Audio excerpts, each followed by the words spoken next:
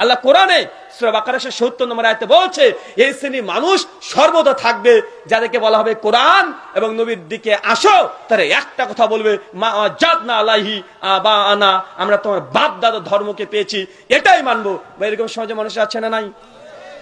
আমি একজন হিন্দু পণ্ডিতের সঙ্গে একদিন আলোচনা করছিলাম।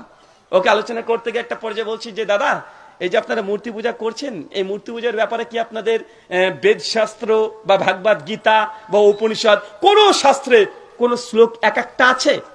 উনি তখন বলছে হ্যাঁ আছে। আমি বলছি কোথায় আছে? শ্লোকটা একটু বলেন, মন্ত্রটা একটু বলেন। যখনই তাকে যে প্রমাণ চেয়েছি, সে এদিক এদিক এদিক ওদিক করতে শুরু করেছে। তো আমি যখন বললাম যে কোথায় আছে একটু দেখান, তো তথ্য দিতে পারে না। তখন আমি বললাম পণ্ডিতজি, আমার কাছে এমন কিছু মন্ত্র আছে যেটা আমি জানি, যেখান থেকে বোঝা যায় এই দেবতা পূজা বা মূর্তি পূজা করাটা উচিত নয়, এটা সনাতন শাস্ত্র অনুযায়ীও এটা গুনাহের কাজ, পাপের কাজ। উনি তখন বলছেন কি মন্ত্র? আর আমার মুখে দাঁড়িয়ে আছে, মাথায় টুপি আছে, তার সঙ্গে আমি আলোচনা করছি। আমি তখন বললাম যে শ্রীমদ্ ভাগবত গীতা অধ্যায় নম্বর 9 শ্লোক নম্বর 23 এবং 24 শ্রীকৃষ্ণ তিনি বলছেন ইয়া ওপি অন্য দেবতা ভক্তি যে জানন্তে শ্রদ্ধানিতা তে ওপি মমেব কন্তি যে জানন্তে অবাদি পূর্বকম।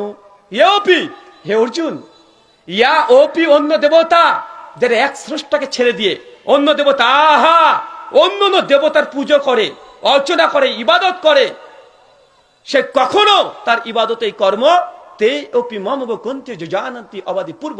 কখনোই তার ইবাদত এই কর্ম, এই পুজো, এই অর্চনা, এই অঞ্জলি স্রষ্টা কখনো গ্রহণ করবে না। তো আপনি তো স্রষ্টাকে ছেড়ে দিয়ে বিভিন্ন দেব দেবতার পুজো করছেন।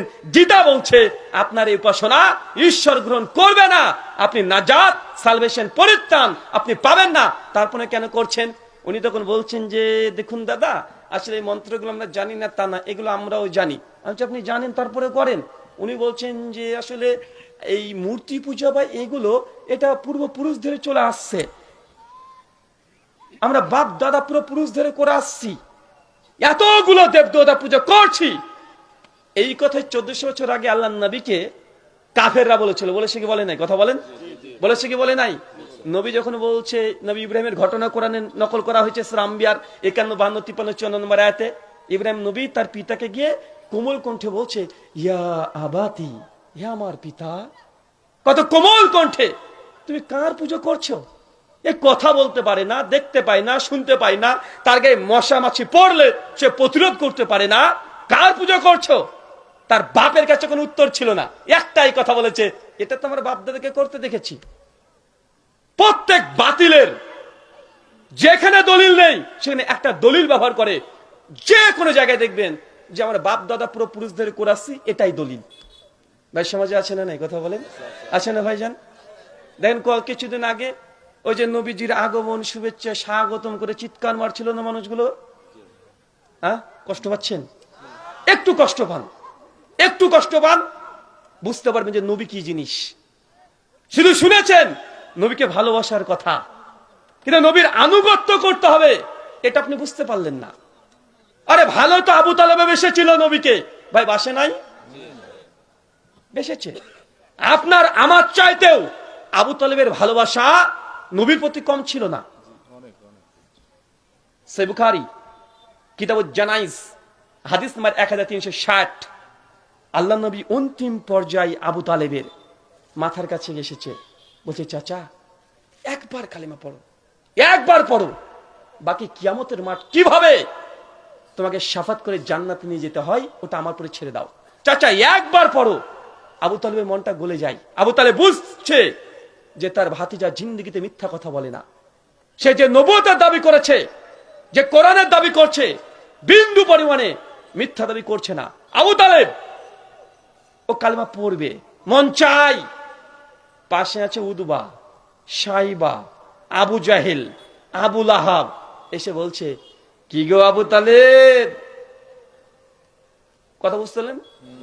কি গো, তোমার বাপ আব্দুল মুত্তালিবের ধর্ম ত্যাগ করে দিয়ে এই মুহাম্মদ যে আমাদের খেয়ে পরে মানুষ হয়েছে, যার বাপ ছিল না, আমরা খাওয়ালাম, আমরাই পড়ালাম, তুমি তার নিয়ে এসে ধর্ম গ্রহণ করে নিবে? বাপদাদা ধর্মকে ত্যাগ করে দিবে? যখন এই কথা বলে আবু জাহেল, আবু লাহাব, বড় বড় শয়তানের অলিগুলো, এরা কার অলি? কার অলি? শয়তানের অলি। আবু তালেবের তখন মনটা আবার উল্টো হয়ে যায়, আর কালেমা পড়ে না। এই করতে করতেই আবু তালেব দুনিয়া থেকে বিদায় নিয়েছে। আবু তালেবের নবীর প্রতি ভালোবাসার বিন্দু পরিমাণে, সরিষার দানা পরিমাণে কোনো খুঁত ছিল না। আল্লাহ নবী যখন নবুয়তের প্রথম জীবন সব চাইতে কঠিন পর্যায়, যখন প্রথম নবুয়তের দাবি করেছে, সমস্ত কাফেররা আল্লাহ নবীর বিরুদ্ধে চলে এসেছে। সেই সময় আবু বকর, সেই সময় উমর ছিল না, ওসমান ছিল না, আলী বিন আবি তালেব ছিল না, কোন সাহাবী নেই। আল্লাহ নবী একাই হেরা গুহায় যখন প্রথম ওহী পায়, সেই সময় আল্লাহ নবীর প্রতি কাফেররা সবচেয়ে বেশি চড়াও হয়েছিল। আবু তালিব পাহাড়ের মতো দাঁড়িয়েছে, খবরদার আমার ভাতিজাকে কিছু বলবে না, আমি তাকে বুঝাচ্ছি। ভাই এই হাদিস জানেন না? এই ইতিহাস জানেন না? সেই সময় প্রাচীরের মতো কে দাঁড়িয়েছিল? দুইজন, এক আবু তালেব, একজন খাদিজা রাদিয়াল্লাহু তাআলা আনহা। দুইজন আল্লাহ নবীকে প্রোটেকশন দিয়েছে, গায়ে একটা আঁচড় দিতে দেয় নাই। এ হচ্ছে আবু তালেব। কিন্তু আল্লাহ নবীর এই জবান দিয়ে তিনি কি বলছেন জানেন? সে মুসলিম কিতাবুল ঈমান বাব শাফাতুন নবী হাদিস নাম্বার 398। আল্লাহ নবী বলছেন যে আমার চাচাকে জাহান্নামে নিক্ষেপ করা হবে, তাকে জাহান্নামের আযাব দেওয়া হবে।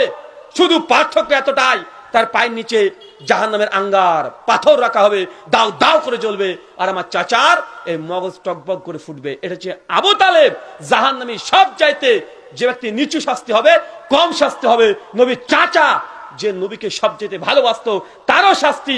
নবীকে ভালোবাসার পরেও জাহান্নাম থেকে নিরাপদ থাকতে পেরেছে? কিন্তু আমাদের কি 350 জর্দা দিয়ে পান খেয়ে 3 তলা টুপি পরে দিয়ে গোড়াল নিচে কাপড় দিয়ে নবীজির আগমন শুভেচ্ছা স্বাগতম করে চিৎকার মারছি। আর যারা বলছে নবীজির ঈদে মিলাদুন নবী পালন করা যাবে না, এরা লাহাবি, এরা ওয়াহাবি, এরা খারেজি, রাফেজি, মুতাজিলা, গডজিলা, কত কি ফতোয়া চলে আসছে না ভাইজান? আসছে না? কত কি চলে আসছে। ওরা মনে করেছে শুধুমাত্র নবীকে মুখে ভালোবাসার দাবি করলেই জান্নাত। জি না, নবীকে অবশ্যই ভালোবাসতে হবে, কিন্তু ভালোবাসা দেখে দিতে হবে সাহাবীদের মতো আমলে। কিসের কথা বলেন? আরে নবী লাউ খেতে ভালোবাসতেন, সাহাবী সে লাউ খেতে পছন্দ করছে, এটা রুচির ব্যাপার। ওমর বিন খাত্তাব বলছে, হযরত আসওয়াদ উপকার করতে পারো না, ক্ষতিও করতে পারো না, তোমাকে চুম্বন দিলাম, আমার নবী দিয়েছে, নবী যদি না দিত হযরত আসওয়াদ তোমাকে আমি চুম্বন দিতাম না। এটা হচ্ছে ভালোবাসা, এটা হচ্ছে আনুগত্য করা, এটাই হচ্ছে আল্লাহ নবীর প্রতি সম্মান। ইসলামের মধ্যে সব চাইতে অমুসলিমরা আদর্শ দেখে পাগল হয়ে গেছিল। কেমন একটা হাদিস বলে আপনাকে, সহিহ বুখারী 2731 নম্বর হাদিস। হুদায়বিয়ার সন্ধির কথা মনে আছে? কার কার মনে আছে? একটু হাত তোলেন তো। মাশাআল্লাহ, আলহামদুলিল্লাহ, হাত নামিয়ে নেন। ভাই আমার আলোচনায় তো আমি আগে বলেছি গজল পাবেন না, সুর পাবেন না, কোরআন সুন্নাহ থেকে কাটা কাটা কিছু কথা পাবেন, যেটা দিয়ে আপনি ইসলামটাকে কিভাবে বুঝবেন এটাকে আপনাকে বুঝাতে এসেছি। আমি জানি সুদ খাওয়া হারাম, এটা আপনি জানেন। জামে তিরমিজি 2428 নম্বর হাদিস, নবী বলেছে কেউ যদি জেনে বুঝি 1 টাকা সুদ খায়, মায়ের সঙ্গে জেনা করলে যেই পাপ, আপনি ওই লেভেলের পাপ করছেন। এর পরেও যদি আপনি সুদ খান, তো মায়ের সঙ্গে জেনা করতে চাইলে আমি কি করব? আপনি খান। আপনি এই হাদিস বারবার শুনেছেন, মান তারাকা সালাতা মুতাম্মাদান ফাকাদ কাফারা। যে ব্যক্তি ইচ্ছাকৃত নামাজকে ছেড়ে দেয়, ফাকাদ কাফারা, এই ব্যক্তি কুফরি করলো, কাফের হয়ে গেল। এটা নবীর জবানের কথা। সহিহ মুসলিম 253 নম্বর হাদিস। কেমন কাফের? হাদিসের মধ্যে আসছে, মুসনাদ আহমদ 17102 নম্বর হাদিস। আল্লাহ নবী বলছেন যে দুনিয়াতে সালাত ত্যাগ করে দিয়েছে, সে কিয়ামতের মাঠে উঠবে ফেরাউনের সঙ্গে। কার সঙ্গে? মানে আপনি যে কোন কোয়ালিটির কাফের, হাদিসে স্পষ্ট বর্ণনা আসছে।